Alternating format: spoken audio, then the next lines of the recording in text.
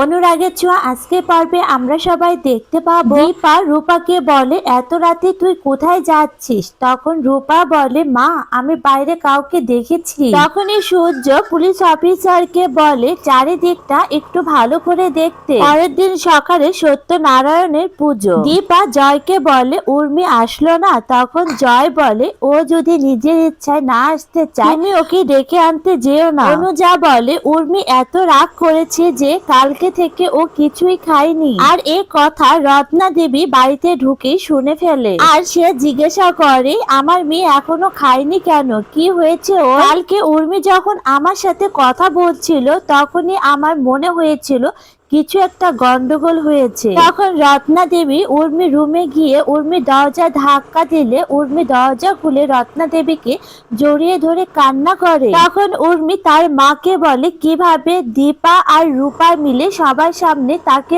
অপমান করেছে। আর এ কথা শুনে রত্না দেবী প্রচন্ড রেগে যায় আর বলতে থাকে, আমি কখনো তোর নিজের অধিকার ছাড়তে শিখাইনি। তারপর এরা দুজনই নিচে আসে। তখন উর্মি দীপাকে বলে, তুই তো খুব বলেছিলি আমাকে ছাড়া নাকি পুজোতে বসবি না, আর এ দেখি তুই আমাকে ছাড়াই পুজোতে বসে পড়েছি। আর তখনই দীপার মনে পড়ে যায় একটু আগে ঠাকুর মশাই বলেছে উর্মির নাকি একটা ফাড়া আছে, সেজন্য উর্মির নামে পুজো হচ্ছিল। রত্না দেবী উর্মিকে বলে, যা নিজের অধিকারটা বুঝে নে। আর এ কথা শুনে উর্মি দীপাকে পুজোর জায়গা থেকে উঠিয়ে দেয়। উর্মি দীপাকে বলে, আমি এত কষ্টে আছি আর তোরা সবাই বসে মজা দেখছিস। এদিকে রত্না দেবী রূপাকে দোষারোপ করে বলতে থাকে, তুই তো হারিয়ে গিয়েছিলি, তাহলে আবার ফিরে এসেছিস কেন? তোর জন্যই তো যত গন্ডগোল। দীপা দেখতে পারে বিষয়টা হাতে বাহিরে চলে গেছে, সেজন্য দীপা সবাইকে নিয়ে বাড়ি থেকে বেরিয়ে পড়ে। কিন্তু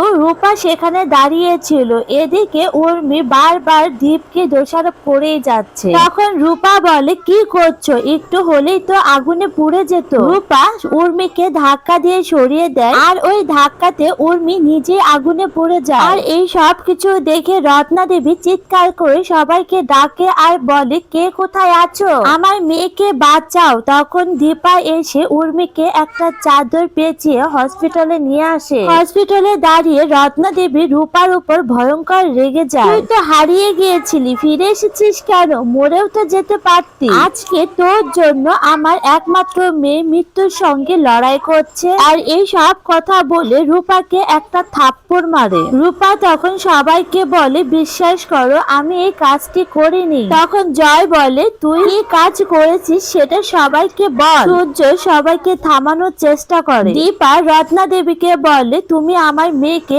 একদম অভিশাপ দেবে না। আমার মেয়েকে আমি জন্ম দিয়েছি, আমি জানি আমার মেয়ে কোনো অন্যায় করতে পারে না। আর সেখানে পুলিশ অফিসার আসে আর বলে, আমরা খবর পেয়েছি একজন হাউস ওয়াইফকে মেরে ফেলানোর চেষ্টা করেছে।